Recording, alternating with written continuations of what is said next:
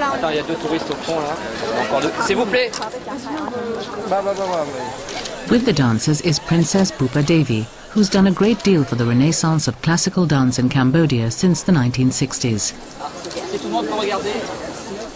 She alone is allowed to keep her shoes on to stand on the icy cobblestones. Et faites un demi-cercle. Vous pouvez avancer un peu, mesdemoiselles. Avancez un peu.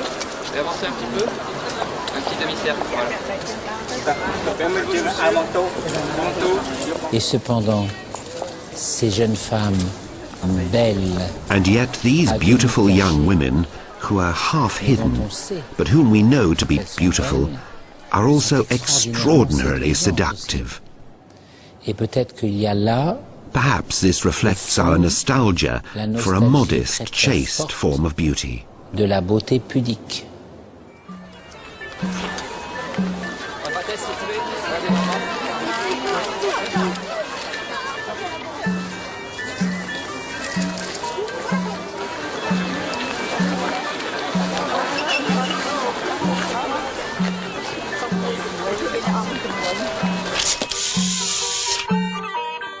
Before every performance, there is a rehearsal to establish each dancer's position on stage.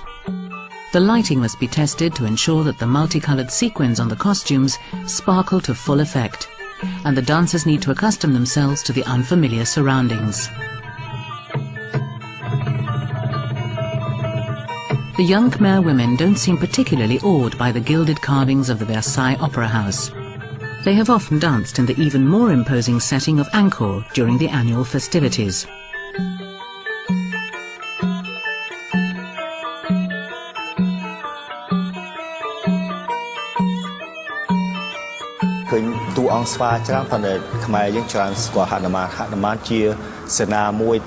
During the Reemka, we see a great many scenes with monkeys. But for us Khmers, the most important monkey is Hanuman. Hanuman is the faithful, devoted servant of his master Prince Rama, who is ready to sacrifice himself for noble causes. But Hanuman is also an example to us all. He is an intelligent, resourceful commander. Any nation led by Hanuman could not fail to defeat its enemies.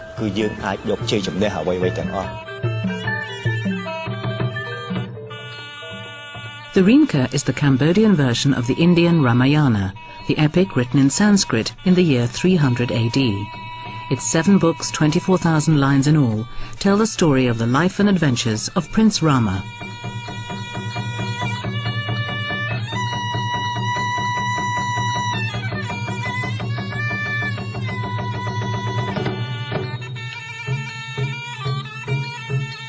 In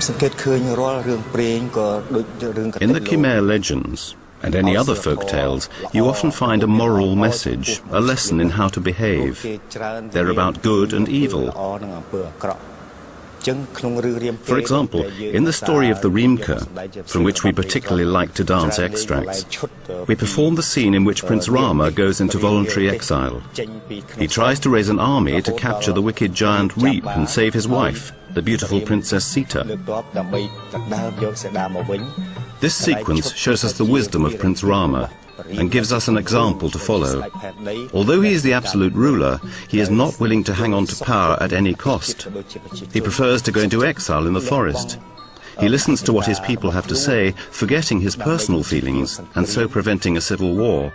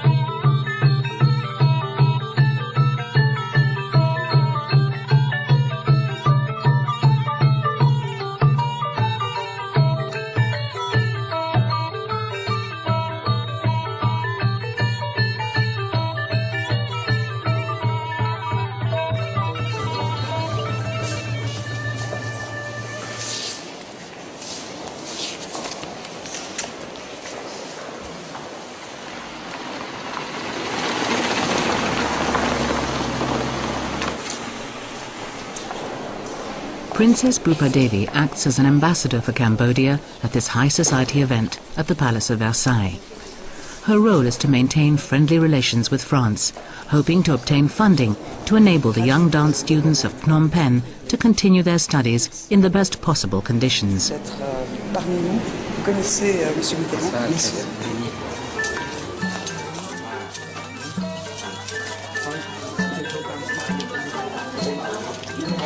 Meanwhile, the Khmer dancers in full makeup and costumes are running through their final exercises to warm up the joints of their hands and feet.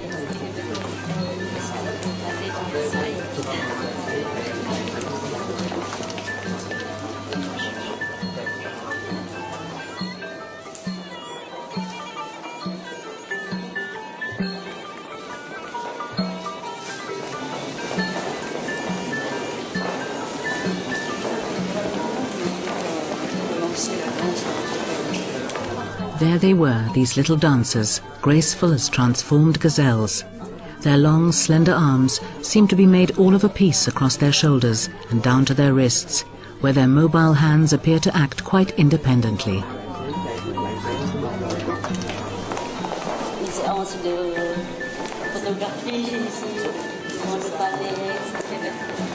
And what hands!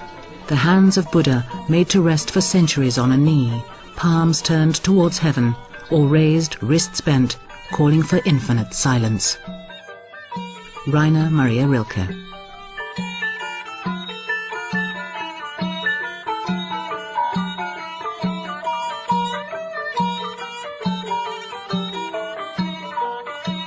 The Mermaid Queen calls to her mermaids to remove the stones of a bridge built by the monkeys. But the existence of this bridge is vital to enable Prince Rama's army to cross the sea to the island of Lanka and do battle with the giant Reap.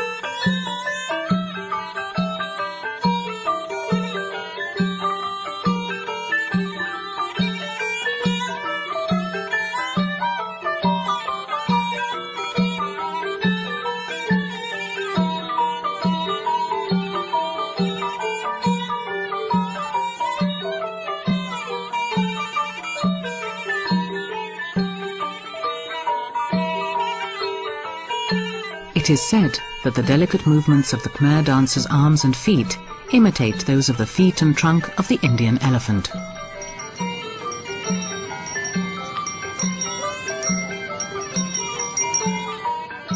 Whatever the case, a fine bronze elephant stands guard outside the School of Dance of the Royal University of Phnom Penh. At this school, 400 young dancers do their exercises and learn classical dance every day from 7 a.m. till noon.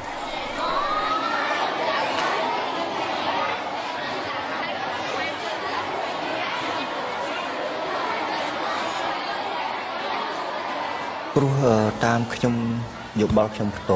think that the young students of the Phnom Penh Dance School are very much attracted to classical dance. At first they are simply dazzled by the magnificent glittering costumes.